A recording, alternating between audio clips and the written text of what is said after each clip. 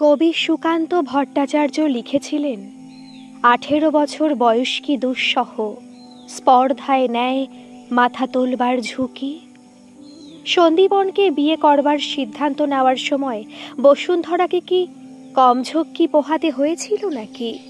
কিন্তু তারও আগে সেই 18 বছর বয়সে বসুন্ধরাকে আরও একটা কাজ করতে হয়েছিল। কৃষ্ণনগরের আত্মীয়রা বাড়ি থেকে চলে যাবার পর বসুন্ধরা বাবার কাছে তার বক্তব্য পেশ করল। খাবার টেবিলে বসে বসুন্ধরা বাবাকে বলল, আমি সন্দীপনদার কাছে সেতার শিখব বাবা। এই রকম একটা প্রস্তাবের জন্য বাবা মোটেই প্রস্তুত ছিলেন না। বাবা রুটির টুকরো মুখে তুলতে গিয়ে থেমে গেলেন। আশ্চর্য হয়ে বললেন, সেতার শিখবে মানে?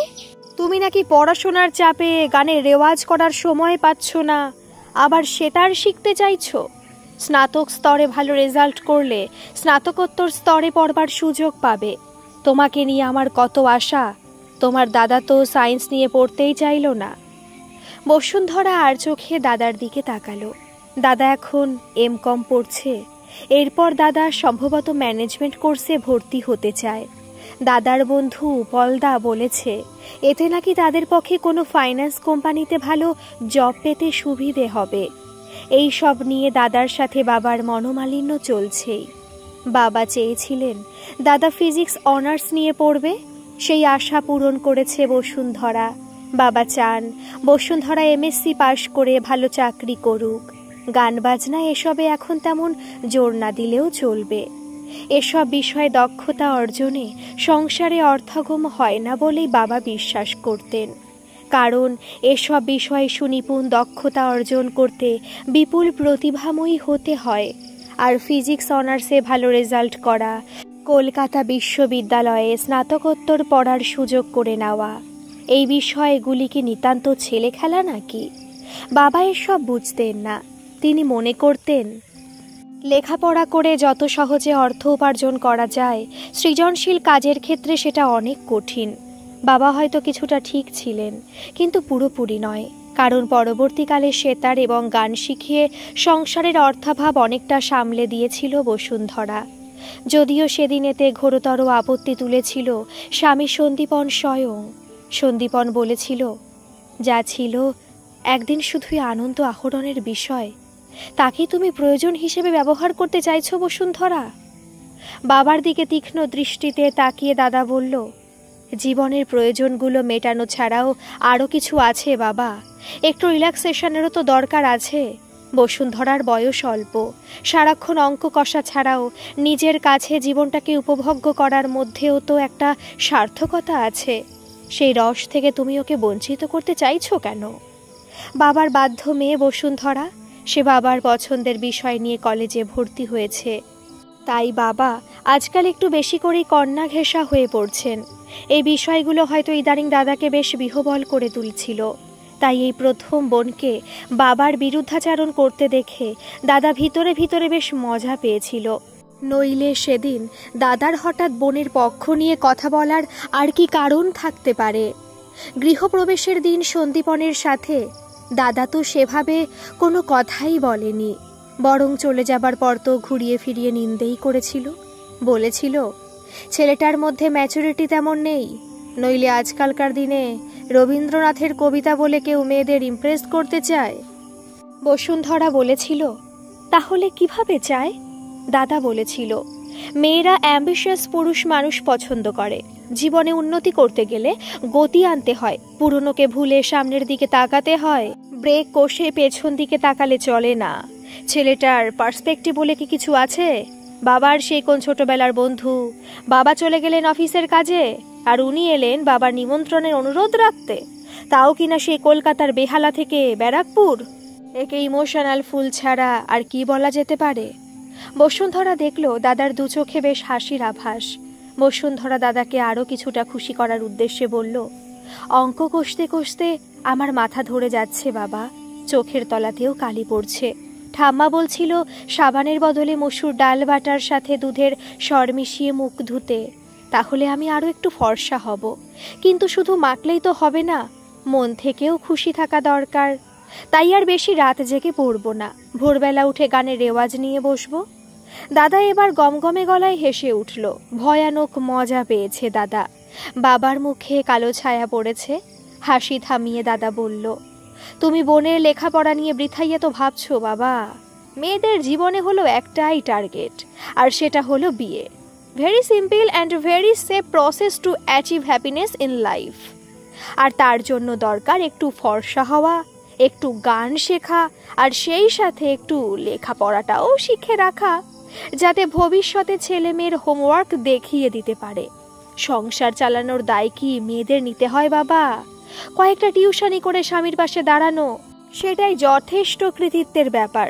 দাদার কথা শুনে মায়ের মুখ চোখ লাল হয়ে উঠেছিল। মা বলল, যেটা জানো না সেটা নিয়ে কথা বলো না বাবাই। সংসার তো শুরুই করনি এখনো। যেদিন বিয়ে করে সংসারই হবে সেদিন বুঝবে দুটো মানুষের পারস্পরিক সহযোগিতা ব্যতীত সংসার চালানো কতটা অসম্ভব। আর আমি তো বলবো সেখানে মহিলাদের দায়িত্ব কিছুটা হলেও বেশি থাকে। এমন দিন যদি কখনো আসে, মেয়েরা যদি কখনো ভারতীয় মুদ্রায় তাদের কাজের অর্থমূল্য দাবি করে বসে, অথবা বাইরে গিয়ে কয়েকটা টাকা এনে বলে এবার ঘরের কাজগুলো সমান ভাগে ভাগ করেই করতে হবে, সেদিন পুরুষদের উচিত শিক্ষা হবে। বসুন্ধরা সন্ধে দিয়ে আবার ব্যালকনিতে রাখা চেয়ারে এসে বসলেন। সেই স্বপ্নের দিন তো বলতে গেলে প্রায় এসেই গেছে। কত মেয়েকে যে সন্ধ্যার সময় ক্লান্ত পদক্ষেপে বাড়ি ফিরতে দেখা যায়, তবে পুরুষরা মনে হয় ঘরের কাজে এখনো তেমন হাত লাগায় না। তার বদলে বাইরে খাবার প্রবণতা বেড়েছে মানুষের। ঘরের কাজে সহায়তা করার জন্য গৃহ সহায়িকাদের কদর বেড়েছে। পুরুষদের হুকুম দিয়ে কাজ করানোর মতো সাহসী মানসিকতা মেয়েদের কাছ থেকে আশা করা এ যুগের কি বাতুলতা? জটিল প্রশ্ন। এই সবে মাথার ভারটা একটু কমেছে। এখন মস্তিষ্ককে একটু বিশ্রাম দেওয়া দরকার। তাই যেটুকু দৃশ্য এই মুহূর্তে চোখে পড়ছে সেটুকু দেখে মনকে আরাম দেওয়াই শ্রেয়। এ যুগের অধিকাংশ মেয়েই যে নিজের পায়ে দাঁড়িয়ে বাবা মায়ের স্বপ্নকে সার্থক রূপ দিতে পেরেছে, বাবা মায়ের দায়িত্ব নিতে পারছে, এটা কি কম কথা নাকি? বসুন্ধরার মনে পড়ছিল নিস্তব্ধ দুপুরে মহুয়া কাব্যগ্রন্থের সবলা কবিতাটি মা খুব জোরের সঙ্গে আবৃত্তি করতেন। নারীকে আপন ভাগ জয় করিবার কেন নাহি দিবে অধিকার, হে বিধাতা নত করি মাথা, পথ প্রান্তে কেন রব জাগি, ক্লান্ত ধৈর্য প্রত্যাশার পূরণের লাগি, দৈবাগত দিনে শুধু শূন্যে চেয়ে রব, কেন নিজে নাহি লব চিনে সার্থকের পথ। মেজ দাদু বাবাকে সাবধান করে গিয়েছিলেন, কবির কথা মনে রেখো বড় খোকা, প্রেমের ফাঁদ পাতা ভুবনে কে কোথা ধরা পড়ে কে জানে। সন্দীপনের কাছে সেতার শেখা প্রসঙ্গে বাবা এই কথাটা মাকে বলেছিলেন। খাওয়া শেষ করে বসুন্ধরা উঠে যাবার পর বাবা বলেছিলেন, তোমাদের সকলের যখন এটাই মত তবে তাই হোক, মেয়ের সেতার শেখার পথে আমি বা কেন বাধা হয়ে দাঁড়াবো। কিন্তু বাবা মনে হয় দাদার সেই সতর্ক বার্তাটিকে বেশ গুরুত্ব সহকারে বিবেচনা করেছিলেন। তাই সেকেন্ড ইয়ারে ওঠার পর বাবা নিয়ে এলেন তার এক প্রাক্তন ছাত্রকে। শুভ্রনীল ঘোষ তখন সবে ডাক্তারি পাশ করেছে। শুভ্রনীল ঘোষ প্রায় 6 ফুটের কাছাকাছি লম্বা, চওড়া কাঁধ, তার গালে সযত্ন লালিত দাড়ি। শুভ্রনীলের বাদামি মুখমণ্ডলে কাঠিন্যের ছাপ। মেয়েরা দেখলেই প্রেমে পড়ে যেতে পারে, কিন্তু বসুন্ধরার তেমন ভালো লাগলো না। মনে হলো এই ছেলেটি বাবার বড় বেশি বাধ্য, আর বসুন্ধরার তখন ভীষণ রকম অবাধ্য হতে ইচ্ছে করছিল। বিশেষত দাদার মজা করে বলা কথাটা তার মনকে এক প্রকার বিক্ষিপ্ত করে তুলেছিল। আর্থিক নিরাপত্তার বেষ্টনীতে সুখী গৃহিণী হবার চিরাচরিত বাসনা থেকে বসুন্ধরা নিজেকে মুক্ত করতে চাইছিল। প্রথম যৌবনের একটা উন্মাদনা থাকে, অসম্ভব শক্তি, যে শক্তি চিরাচরিত অনেক ধ্যান ধারণাকে তুড়ি মেরে উড়িয়ে দিতে পারে। বসুন্ধরা যে সেতার শেখাটাকে অঙ্ক করার চেয়েও বেশি প্রায়োরিটি দিচ্ছে, সেটা কি প্রশিক্ষকের প্রতি অনুরাগের ছোঁয়া থেকেই উদ্ভূত হয়েছিল? এই প্রশ্নটা সন্দীপনের মনকেও উত্তক্ত করছিল। সে হঠাৎ একদিন বলে বসল, বসুন্ধরা, আমার নামের পাশে ওই দাদা শব্দটিকে তোমার বাহুল্য বলে মনে হয় না? বসুন্ধরা দুম করে বলে দিল, আপনি বয়সে বড় তাই দাদা বলি, তবে বয়সে বড় হলেও স্বামীকে তো আর কেউ দাদা বলে সম্বোধন করে না, সেটা শোভনীয় নয়।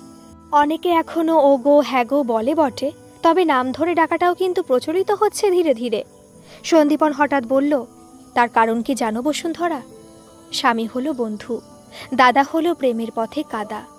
বসুন্ধরা বলল, কেন? দাদা প্রেমের পথে কাদা হবে কেন? সন্দীপন বলল, প্রেম একটা উচ্চ ভাবনা, সেখানে বন্ধুত্বের সম্পর্ক তৈরি হওয়া প্রয়োজন। কারণ দাদা গুরুগম্ভীর ব্যক্তিত্ব, এখানে মেয়েদের নিজের মতামত প্রতিষ্ঠা করার সুযোগ কম।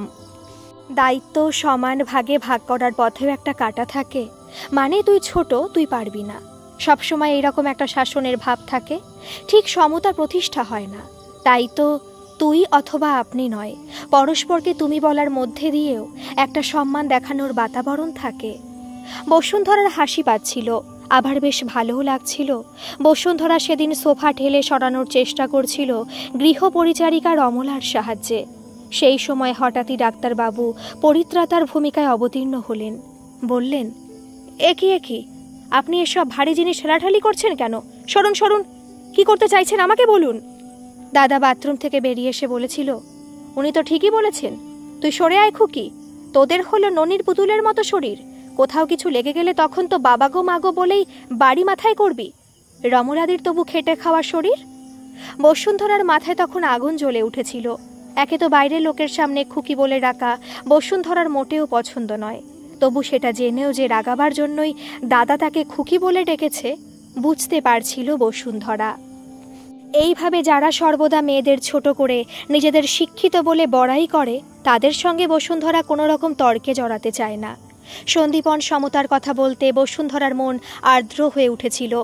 তখন কি আর বসুন্ধরা ভেবেছিল বিয়ের পর সন্দীপনের মুখ থেকেও তাকে একদিন শুনতে হবে, তুমি পারবে না?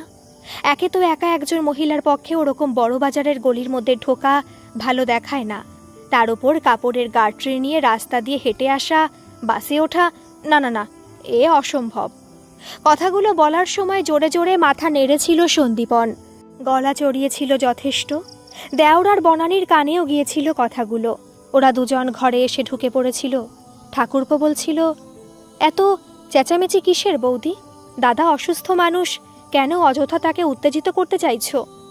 বসুন্ধরা দেওরকে এড়িয়ে গিয়ে বলল, এটা আমাদের স্বামী স্ত্রীর ব্যাপার বনানী, তোমরা এর মধ্যে ঢুকতে চাইছো কেন? সন্দীপন বলল, না ভাই, তোরা যাস না, আমি বলছি তোরা থাক, কারণ কথাগুলো তোদেরও জানা দরকার। এটা আমাদের বাড়ির মান সম্মানের প্রশ্ন। তোর বৌদি কি বলছে জানিস? বাড়ির বউ হয়ে সে পুরুষ মানুষের মতো বড় বাজার থেকে শাড়ি কিনে এনে ব্যবসা করবে। বনানী বলল, কি বলছো দিদি? এই বাড়িতে থেকে তুমি এত অনাচার করবে? মা মেনে নেবেন? বসুন্ধরা বলল, আমি মায়ের সাথে কথা বলেছি, তোমার দাদার যথাযথ চিকিৎসার ব্যবস্থা করার জন্য অনেক টাকার দরকার। বাবুর লেখাপড়া আছে, সব দিক ভেবেই মা মত দিয়েছেন। স্বামীর সেবা আর সংসারে রান্নাবান্নার কাজ সামলে আমি যদি বাইরে গিয়ে কিছু টাকা রোজগারের চেষ্টা করি, মায়ের তাতে কোনো অমত নেই। দেখ বনানী, সবাই যে তোর মতো গতে বাঁধা চাকরি করবে তেমনটা তো নাও হতে পারে। তখন বাবার নিষেধ সত্ত্বে গ্রাজুয়েশন কমপ্লিট করার আগেই বিয়ে করে ফেললাম, কিন্তু তাই বলে জীবন তো থেমে থাকতে পারে না, তাই না? আমাকে তো আমার মতো করে নিজের সংসারটা সাজাতে হবে। বনানী ঠোঁট বেঁকিয়ে বলেছিল, বেশ তো, সাজাও তুমি তোমার নিজের জীবন, বিশেষ করে মা যখন অনুমতি দিয়েছেন তখন আমি বাধা দেবার কে? তবে ওই কথাটা দয়া করে খেয়ালে রেখো, রান্নাবান্নার কাজ সামলে দিয়ে তোমার যা মন চায় করো, নইলে আমাকে হাড়ি আলাদা করার ব্যবস্থা করতে হবে। বনানী চলে গেল।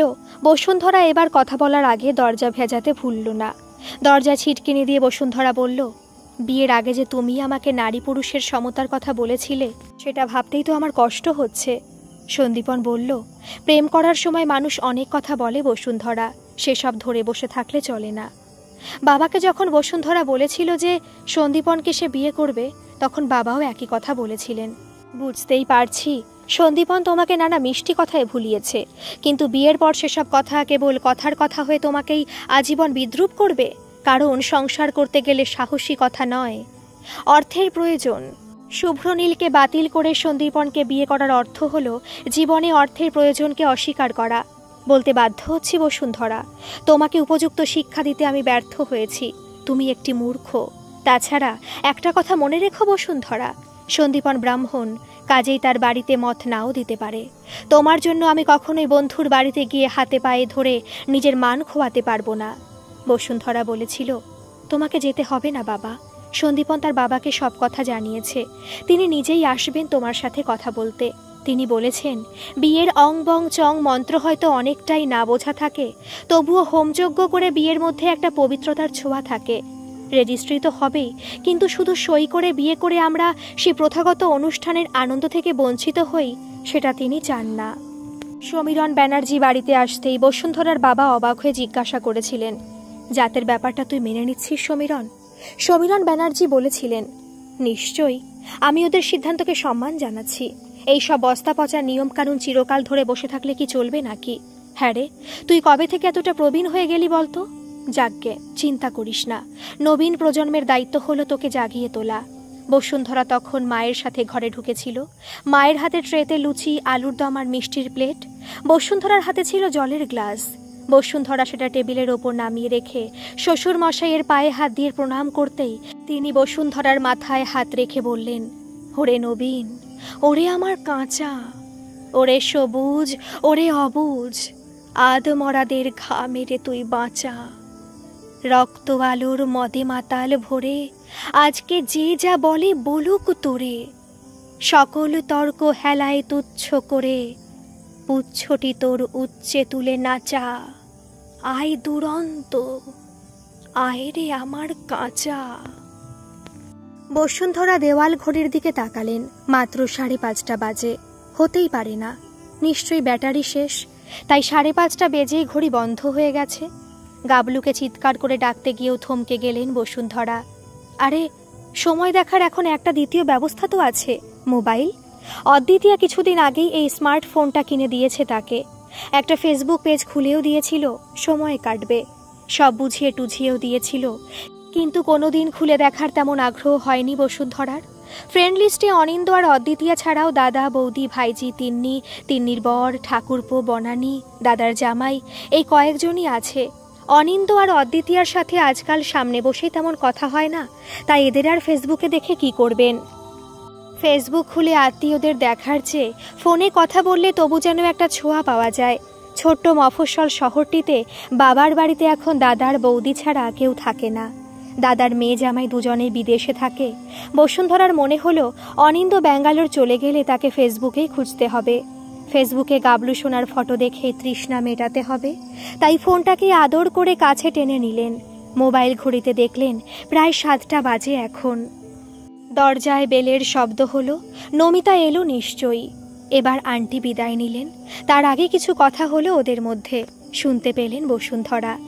আন্টি বলছে, মাসিমা ভালোই আছেন, একটু আগেই দেখে এসেছি। গুনগুন করে একটা গানও গাইছিলেন আকাশের দিকে তাকিয়ে। আমি আর ডিস্টার্ব করিনি। ওই যে শোনো নমিতাদি, এখনো গাইছেন। কান খাড়া করে শুনল দুজনেই। মোর বিনা ওঠে কোন সুরে বাজি, কোন নবচঞ্চল ছন্দে মম অন্তর কম্পিত আজি। ফেসবুক খোলার পর সত্যি যেন কেঁপে উঠল বসুন্ধরা। ফ্রেন্ড রিকোয়েস্ট এসেছে কয়েকটা। তার মধ্যে যে নামটা জলজল করছে সেটা হলো শুভ্রনীল ঘোষ। ভদ্রলোক আজও মনে রেখেছেন তাকে। কম্পিত হাতে ফ্রেন্ড রিকোয়েস্ট অ্যাকসেপ্ট করলো বসুন্ধরা। গাবলু উকি দিয়ে একবার ঠাম্মাকে দেখল। নমিতা গাবলুর হাত ধরে টেনে বলল, আগে তোমার বই খাতা গুছিয়ে রাখো, তারপর তোমাকে কার্টুন চ্যানেল চালিয়ে দেব। ঠাম্মার শরীর ভালো নেই, বকবক করে তার মাথা খারাপ করো না। গাবলু ভালো মানুষের মতো মাথা নেড়ে চলে গেল। কার্টুন চ্যানেল দেখতে পেলে সে আর কিছু চায় না। ফ্রেন্ড রিকোয়েস্ট অ্যাকসেপ্ট করার সাথে সাথেই একটা মেসেজ ঢুকলো। বসুন্ধরা পড়লেন।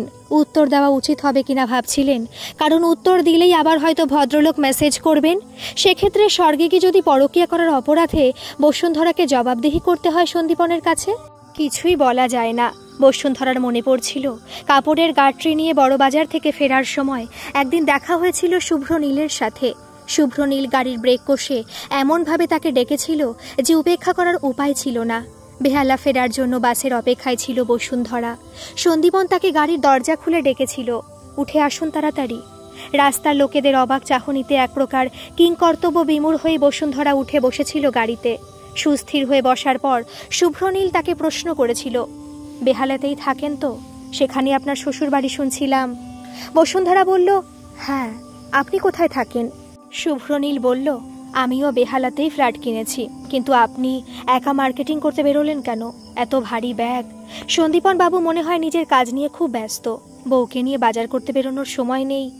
বসুন্ধরা কিছু বলবে না বলেই মনস্থির করেছিল, ভেবেছিল কিছু না বলেই মাঝ রাস্তাতেই নেমে যাবে, কিন্তু পরক্ষণে মনে হয়েছিল শুভ্রনীল ডাক্তার, যদি কিছু সাহায্য করে তাকে, তাই বলেই দিল কথাটা। তিনি অসুস্থ, লিভারের অবস্থা খুব খারাপ, বাড়িতেই থাকেন, তাই আমি এই ব্যবসাটা ধরেছি, মানে এখান থেকে শাড়ি কিনে। শুভ্রনীল থামিয়ে দিয়ে বলল, বুঝতে পারছি, আমার কাছে একবার নিয়ে আসবেন সন্দীপন বাবুকে। বসুন্ধরা একপাশে ঘাড় কাত করল। শুভ্রনীল বলল, আপনি তো রবীন্দ্রসঙ্গীত আর সেতার শিখেছিলেন, যদি কয়েকটা টিউশনি দিই আপনি করবেন? বসুন্ধরা রাজি হয়ে গেল। কাগজে অ্যাড্রেস লিখে বসুন্ধরার হাতে দিল শুভ্রনীল। বলল, এনারা দুজনেই ডাক্তার, তাদের স্ত্রী আর মেয়েরা সেতার আর গান বাজনা শিখতে চান। আমাকে কয়েকদিন আগে গল্প ছলে বলেছিলেন আপনার বাড়ির কাছেই, কোনো অসুবিধে হলে আমাকে বলবেন। আমার বাড়ির ফোন নম্বরটাও লিখে দিয়েছি। বসুন্ধরা বলল, ফোন করলে যদি বৌদি ধরেন তাহলে অন্যরকম ভাবতে পারেন, আপনি একটু বৌদিকে আমার পরিচয়টা দিয়ে রাখবেন দাদা। শুভ্রনীল বলল, হ্যাঁ অবশ্যই আমি বলে রাখবো যমুনাকে, ফোন এলে সাধারণত সেই ধরে, আমার বাড়ির কর্মসহায়িকা থেকে শুরু করে সেই তো আমার গার্জেন। বসুন্ধরা তুতলে বলল, বৌদি কি কর্মসূত্রে বাইরে থাকেন? শুভ্রনীল অল্প হেসে বলল, বিয়ে করার সৌভাগ্য আর হলো কই। দুজনের মধ্যে বেশ খানিকক্ষণ নিস্তব্ধতা বসুন্ধরার অস্বস্তি যেন আরো বাড়িয়ে তুলছিল। বরফ ভাঙল শুভ্রনীল। বলল, পুনরায় যোগাযোগ যখন হলো, মেসেজের উত্তর পাবার সৌভাগ্য কি আমার হবে বসুন্ধরা? কেমন আছেন? এর উত্তরে কি লিখবেন বসুন্ধরা? ভালো তো তিনি নেই, তাহলে ভালো আছি লেখেন কি করে? বসুন্ধরা একটু ভেবে নিয়ে লিখলেন, সো। গাবলুকে সেদিন পরীক্ষা কেমন হয়েছে জানতে চেয়েছিলেন বসুন্ধরা। সে বলেছিল সো মানে মোটামুটি। শুভ্রনীল লিখল, ছেলে এখন কি করছে? বসুন্ধরা লিখল, ছেলে ব্যাঙ্গালোর চলে যাবার প্ল্যান করছে। এত বড় ফ্ল্যাটে আমি এখন একা, গাবলুর মতো আমারও হস্টেলে থাকতে একটুও ভালো লাগে না, কি যে করি এখন। শুভ্রনীলের কপালে ভাঁজ পড়ল। তিনি লিখলেন, ভয়েস কল করতে পারি? বসুন্ধরার কপালে গভীর ভাঁজ পড়ল। তার মানে হলো ফটো ফ্রেমে বাঁধানো স্বামী কটমট করে তাকাচ্ছে তার দিকে। মনে পড়ছিল সেই সেদিনের কথা। সন্দীপন কিছুতেই রাজি হননি শুভ্রনীলের কাছে অ্যাপয়েন্টমেন্ট নিতে। তার চোখে সেদিন এক অদ্ভুত ঈর্ষা মিশ্রিত সন্দেহ ছিল। সন্দীপন বলেছিল, ডাক্তারবাবুকে বিয়ে করলে কত সুখী হতে পারতে তুমি, তিনিও বিয়ে করতে পারলেন না, আর তুমিও সুখী হতে পারলে না। আমি বোধহয় তোমার জীবনটা নষ্ট করে দিলাম বসুন্ধরা। বসুন্ধরা বলেছিল, জীবন কখনো কারো নষ্ট হয় না সন্দীপন, সেটা কেবল এক একজনের স্পর্শে এক এক রকমভাবে সমৃদ্ধ হয়। বসুন্ধরাকে চুপ হয়ে যেতে দেখে শুভ্রনীল অধৈর্য হয়ে উঠল। উত্তরের অপেক্ষা না করে মেসেঞ্জারে ভয়েস কল করেছে শুভ্রনীল। বসুন্ধরা কল রিসিভ করলো, কিন্তু কোনো কথা না বলে চুপ করে বসে রইল। শুভ্রনীল বলল, বলুন বসুন্ধরা দেবী, কি সব হোস্টেল যাবার কথা বলছেন? আমি তো কিছুই বুঝতে পারছি না। বসুন্ধরা বলল, আমিও প্রথমে বুঝিনি, তবে পরে মনে হলো গাবলু মানে আমার নাতি হয়তো বৃদ্ধাশ্রমের কথা বলতে চেয়েছিল। শুভ্রনীল বলল, নাতি নিশ্চয়ই রাতে ঘুমের ভান করে শুয়ে বাবা মায়ের কথা শুনে আপনাকে বলেছে, কিন্তু আপনিও এটা খুব অন্যায় করেছেন বসুন্ধরা দেবী। আপনি যদি ওর কাছ থেকে এভাবে ওর বাবা মায়ের আলোচনাগুলো শোনেন, তাতে সে আরও প্রশ্রয় পেয়ে যাবে, কারণ লুকিয়ে বাবা মায়ের কথা শোনা, তারপর সেটা বাইরে এসে বলা খুবই বাজে অভ্যেস। আপনি সরাসরি কথা বলুন ছেলের সাথে, আপনি বলুন আপনি মোটেই একা নন। বসুন্ধরা চুপ করে ভাবছিল, সত্যি তো, এভাবে গাবলুর কাছ থেকে শোনা তার মোটেও উচিত হয়নি, কিন্তু তিনি তো এরপর একাই হয়ে যাবেন। কি বলতে চাইছেন ভদ্রলোক? মানুষের সঙ্গে ফোনে কথা বললেও বাড়িতে তো তিনি একাই। কি ভাবছেন না তো? শুভ্রনীল আবার বলল, শুনতে পাচ্ছেন আমার কথা? বসুন্ধরা বলল, হ্যাঁ বলুন। শুভ্রনীল বলল, দেখুন বসুন্ধরা দেবী, আপনার বাসস্থানটি যদি যথেষ্ট বড়সড় হয়, মানে আমি বলতে চাইছি আপনি যদি একটা ঘর অ্যাফোর্ড করতে পারেন, তাহলে আমার চেনা দুজন মহিলাকে আপনি সেখানে পেইং গেস্ট রাখতে পারেন। আপনার কিছুটা আয় হবে, আবার দেখাশোনা করার সঙ্গীও জুটে যাবে। চমৎকার আইডিয়া, বললেন বসুন্ধরা। তারপর ফোন নম্বর মেসেজ করে দিয়ে বললেন, পারেন তো কাল সকালে একবার দেখা করে যান। দরজায় বেলের শব্দ হতেই ছুটল নমিতা। বসুন্ধরা দেখল রাত্রি প্রায় 8:30 বাজে। নমিতা দরজা খুলতেই অদ্বিতীয়া বলল, এ কি নমিতাদি, তুমি বাড়ি যাওনি এখনো? নমিতা বলল, মাসিমার শরীরটা একটু খারাপ করেছিল, তাই ভাবলাম তোমরা ফেরা পর্যন্ত আজ একটু অপেক্ষা করে যাই। অদ্বিতীয়া গজগজ করে উঠল, দেখেছো তো, কবে থেকে বলছি মাকে বৃদ্ধাশ্রমে রেখে এসো, মায়ের বয়স হয়েছে, একটা অঘটন যতক্ষণ না হচ্ছে তুমি দেখছি আমার কথা মানবে না। গাবলু ছুটে এসে বলল, ব্যাঙ্গালোর যাবার আগেই তোমরা ঠাম্মাকে ওই ওল্ড এজ হোমে রেখে আসবে বাবা? দীপ্তি আর সৌরভ বলছিল ওদের ঠাম্মাও নাকি সেখানেই থাকে। ধীর পদক্ষেপে উঠে এসেছেন বসুন্ধরা, শান্ত এবং দৃঢ় স্বরে বললেন, বাবার একজন পুরনো ছাত্রের সঙ্গে আমার কথা হয়েছে বাবু। তিনি আমাকে তার পরিচিত দুজন মহিলাকে পেইং গেস্ট হিসেবে রাখার ব্যবস্থা করে দেবেন বলেছেন। তোমরা নিশ্চিন্তে ব্যাঙ্গালোর চলে যেতে পারো। নমিতার দুজন পেইং গেস্ট সহ আমি এখানে ভালোই থাকবো। সে তার শেখানোটাও আবার শুরু করতে পারি। আমাকে নিয়ে তোমরা অযথা চিন্তা করো না। অনিন্দ বিরক্ত হয়ে নমিতার দিকে তাকালো। নমিতাও বেশ ভয় পেয়েছে। দাদাবাবুরা ব্যাঙ্গালোর চলে যাবে শুনে, আর মাসিমাকেও যদি সেই সাথে বৃদ্ধাশ্রমে রেখে আসা হয়, তাহলে এ বাড়ির কাজ তার চলে গেল। সরকার বাবু তাকে রাখতে চায় বটে, কিন্তু সেখানে তাকে ওই বুড়োকে তেল মালিশ করে দিতে হয়। এই বাড়ির মতো নির্ঝঞ্ঝাট কাজ চট করে পাওয়া মুশকিল আছে, কিন্তু মাসিমা কি পারবেন এই বয়সে দুটো পেইং গেস্ট রাখতে? সর্বোপরি এরকম একটা কঠিন বিষয় নিয়ে ছেলে বউয়ের সাথে কি লড়াই করতে পারবেন মাসিমা? দাদাবাবু আর বৌদি দুজনেই চাইছে সেই মুহূর্তে চলে যাক, তবু নমিতা দাঁড়িয়েই রইল। অনিন্দ বলল, আমরা চলে যাবার 1 মাস আগে তোমাকে জানাবো নমিতা, তুমি এখন যাও।